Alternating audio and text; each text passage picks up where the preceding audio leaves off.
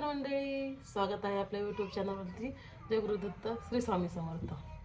Video चालू करण्याच्या आधी मी ओळख करून देते। माझं नाव विशाखा दिलीप घोडके, अहिल्यानगर जिल्ह्यातील श्रीगोंदा तालुक्यातील पारगाव सुद्रीक हे माझं गाव आहे। मला काही स्टेज रिडिंग नाही किंवा मी कुठे बोललेली नाही, हा माझा पहिलाच प्लॅटफॉर्म आहे जिथे मी बोलते। आणि बोलण्याचं कारण हे असं की मी जे क्षेत्रात काम करते किंवा जे मुलं मुली पोलीस भरतीसाठी प्रयत्न करत आहेत, त्यांचा प्रयत्न चालू आहेत, त्याच्यासाठी मला थोडंसं बोलायचं आहे। म्हणजे भरपूर मुलांचं मी असं ऐकलेलं आहे की मी 2 मार्कावून गेले, मी 1 मार्कावून गेले, मी वेटिंग लिस्टवरती आहे, नशीबच माझं फुटकं आहे, मी एवढा प्रयत्न करून मी होत नाही। कसं आहे ना, परिस्थितीला दोष देऊ नका, परिस्थिती आपण घडवायची असते। परिस्थितीला दोष दिल्यानं प्रॉब्लेम सुटत नाहीत, प्रॉब्लेम तेव्हा सुटतात जेव्हा आपण प्रयत्न करतो। त्या मुलींना मला एक सांगायचं आहे, मी म्हणजे माझ्या स्वतःबद्दल तुम्हाला सांगते। मी वर्षाची असेल किंवा नसेल मला म्हणजे आठवत नाही, पण जे सांगतात शेजारचे पाजारचे घरचे यांचे की मी वर्षाच्या असताना माझी आई एक्सपायर झालेली। मग मी एक्सपायर झाल्यामुळे वडिलांना दारूचं व्यसन लागलं आणि मग माझा सांभाळ माझ्या आजीने केला, माझ्या वडिलांच्या आईने केला। तर एवढी बिकट परिस्थिती होती की तुम्हाला मी सांगू शकत नाही, कारण प्रत्येक गोष्ट सांगणं शक्य नाही। पण ह्या छोट्याशा व्हिडिओमध्ये मी तुम्हाला सांगण्याचा प्रयत्न करते की जेणेकरून तुम्हाला त्यातनं समजेल की परिस्थिती आपण बनवतो, आपण ती घडवायची असते। परिस्थितीला दोष देऊन फायदा नाही आहे, कारण मीही तेच केलं, परिस्थितीला दोष देत आले होते। पण जेव्हा मी स्वतःचं अस्तित्व घडलं तेव्हा मला समजलं की नाही। तर तुम्हाला सांगते, लहान असताना माझी आई एक्सपायर झालेली। शिक्षण माझं 1ली ते 5वी पारगाव, 5वी ते 10वीपर्यंत पण पारगाव सुद्रीक येथेच झालेलं आहे।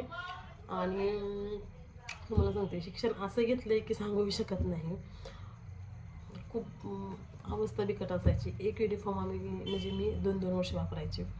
होमवर्कला वह्या नसल्या तरीही ते ज्या पेजेस शिल्लक राहतात ना, त्या पेज फाडून परत सगळ्या त्याच्या एक वह्या बनवायच्या आणि तेच होमवर्कला वापरायचे। लोक कॅमलचे इंकचे बॉटल घेऊन यायचे, त्यावेळेस स्वस्त होती कॅमलची इंक, आम्ही 5 रुपयाची 10 रुपयाची सुट्टी शाई घेऊन यायचं, म्हणजे ती बॉटल भरून यायची 5 रुपयामध्ये।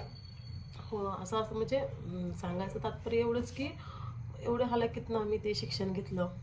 नंतर तुम्हाला सांगते, 11वी-12वीला श्रीगोंद्यामध्येच माझं शिक्षण झालं, 12वीपर्यंतचं महाराजा जीवाजीराव शिंदे कॉलेजवरती। आणि 11वी निमी झाल्यानंतर माझे वडील शिफ्ट झाले आमच्या गावी। शिफ्ट झाल्यानंतर मी त्यांच्याकडेच गेले, 5-6 महिने तिथे राहिले। 12वी झाल्यानंतर तिथेच राहिले आणि मग तिथून पुढं अकॅडमीत ॲडमिशन घेतलं। काय गं अकॅडमीत ॲडमिशन घेतलं, तिथं 6 महिने काढले असतील। तिथंही तुम्हाला सांगते, पुस्तकं नव्हती, वह्या नव्हत्या, म्हणजे असं आता नाही का ठोकळे घेतात कोणी, भरपूर करंटमधले जे पुस्तकं असतात ते वापरतात। आमच्यावेळेस असं काही नव्हतं, कारण पैसेच नसायचे, त्यामुळे महागायची हिंमतच होत नसायची मागणार कोणाला। पप्पा होते सरकारी जॉबला, पण हे कधी हिंमत झाली त्यांना मागायची किंवा बोलायची, कारण कसं होतं, थोडासा राग बी असतो मनात, म्हणजे होता तो बेराग। मी बोलेन तुम्हाला एका दिवशी, सांगेन त्याबद्दल। तर तुम्हाला सांगते,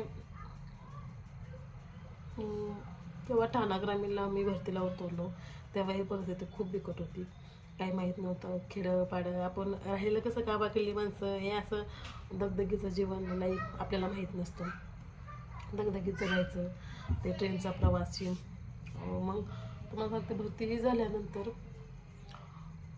तरीही वडिलांना राग आलेला, कारण त्यांना वाटत होतं की मी नगरला फॉर्म भरावा, आणि मी न सांगता ठाण्याला फॉर्म भरलेला। तर त्याच्यावर चिराचिर झालेली घरी खूप, म्हणजे नाही का, म्हणजे असं वाटायला लागलं की आपण भरती होऊनही सुख नसल्यासारखं झालं। खूप म्हणजे खूप त्रास झाला मला हे भरतीची प्रोसेस करताना, भरती झाल्यानंतरही सांगू शकत नाही तुम्हाला सगळ्या गोष्टी।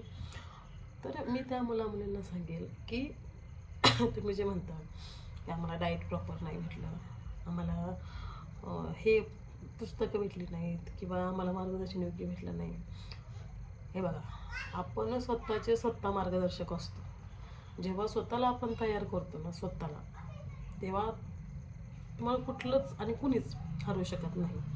तुमची मानसिकता जेव्हा अशी राहते की नाही, मला हे नाही भेटलं, मला वडिलांनी ते नाही दिलं, मला आईने ते नाही दिलं. आमचा डाएट प्लॅन ऐकला तर तुम्ही येडे होताला. आम्हाला डाएट बीट काही माहीत नव्हतं. आम्ही शिळी भाकरी खाऊन जगलेलो लेकरं आहेत. खरंच आमची परिस्थिती तशीच होती की शिळी भाकरी भाजी भाकर खायची, मस्तपैकी आनंदात राहायचं. त्यावेळेस काय म्हणजे हे नव्हतं हो की हेच पाहिजे तेच पाहिजे. कपड्याला तर सांगूच नका, ठिगळं लावून घातलेले कपडे आहेत आणि युनिफॉर्मसुद्धा मी ठिगळं लावून वापरलेले आहेत.